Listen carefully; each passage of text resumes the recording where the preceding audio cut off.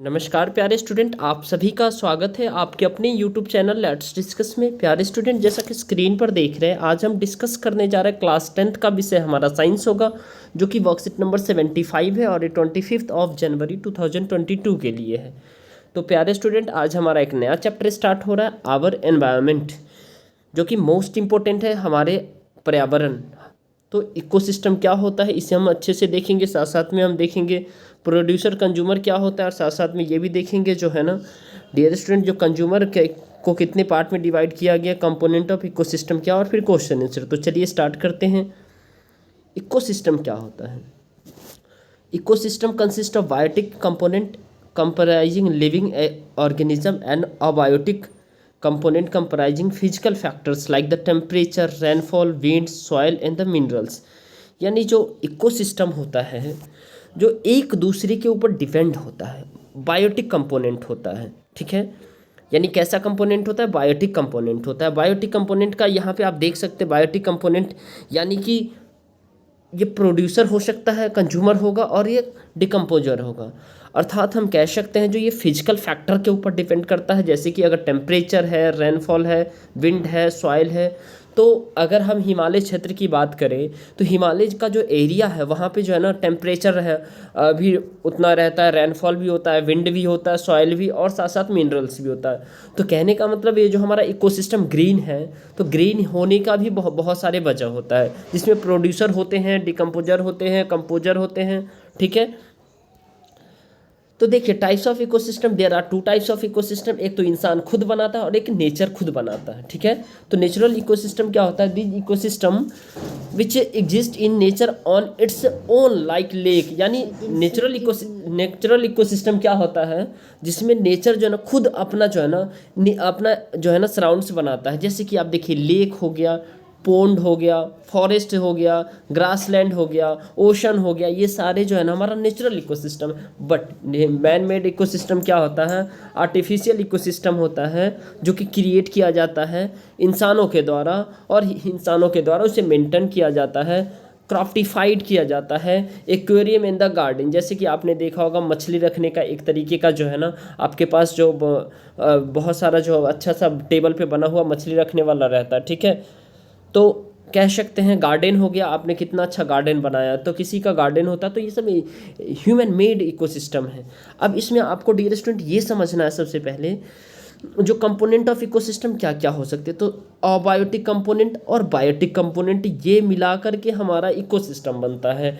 और biotic component को में जो है ना 3 प्रकार के होते हैं, प्रोड्यूसर, कंज्यूमर और डिकम्पोजर। इसको एक एक करके समझेंगे। उसके बाद कार्निवोरस, हर्बीवोरस, ओमनीवोरस और डिकम्पोजर्स। ठीक है, तो चलिए प्यारे स्टूडेंट इसको हम समझते हैं।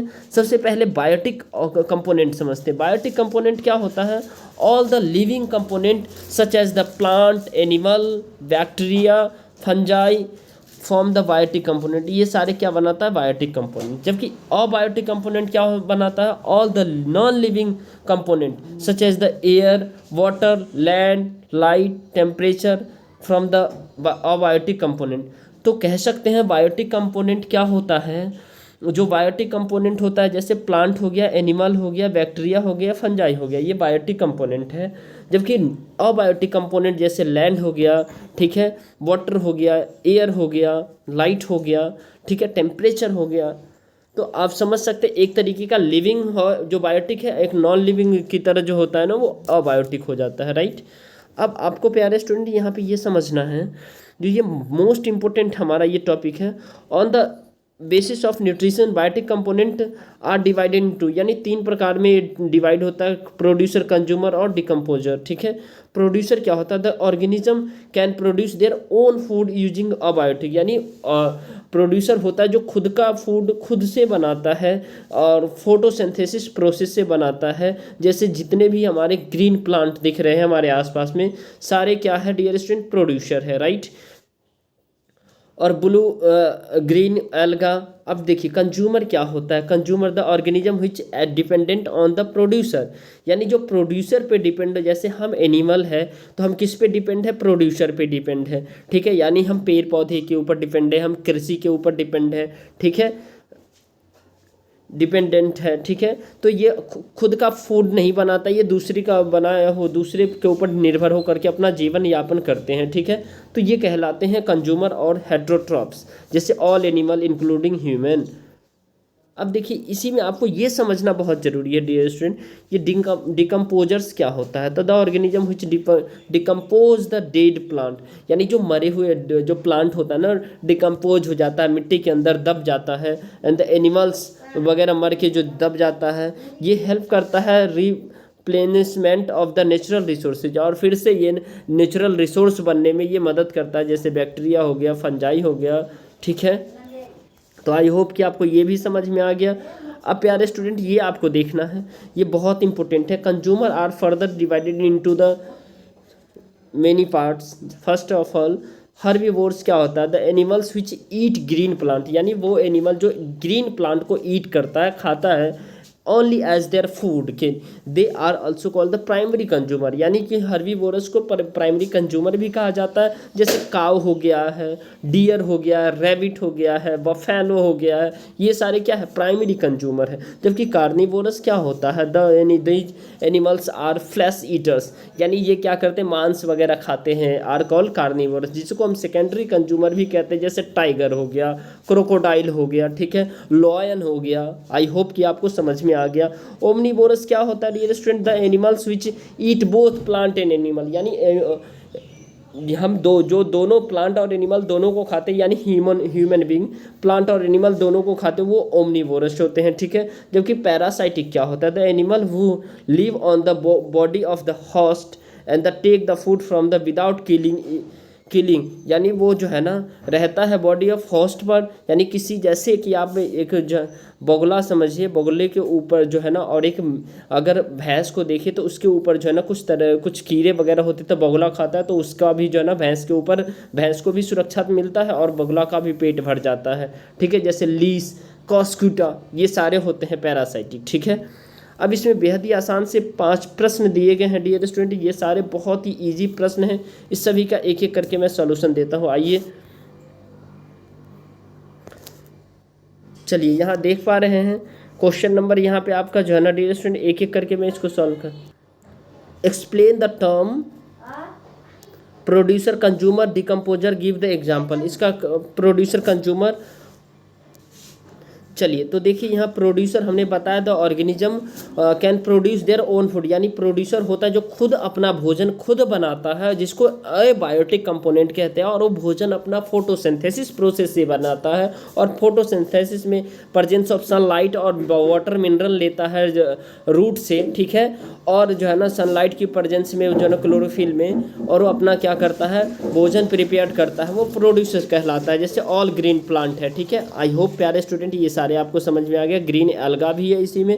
कंज्यूमर, जो कंज्यूमर होता है जो दूसरे के ऊपर डिपेंड रहता है, जिसको हम जो है ना दूसरे के ऊपर डिपेंड रहता है, और इसको बायोटिक कंपोनेंट कहते हैं। और ये जो है ना इसका एग्जाम्पल ले तो एनिमल्स हो गया, जितने भी एनिमल हो गया, ठीक है। अब डिकम्पोजर क्या होता है, जो डिकम्पोज यानी बहुत सड़ने गलने के पश्चात जो है ना मिट्टी के अंदर दब जाता है, और फिर जो है ना वो नेचुरल रिसोर्स के रूप में होता है, जैसे बैक्टीरिया, फंजाई, ठीक है।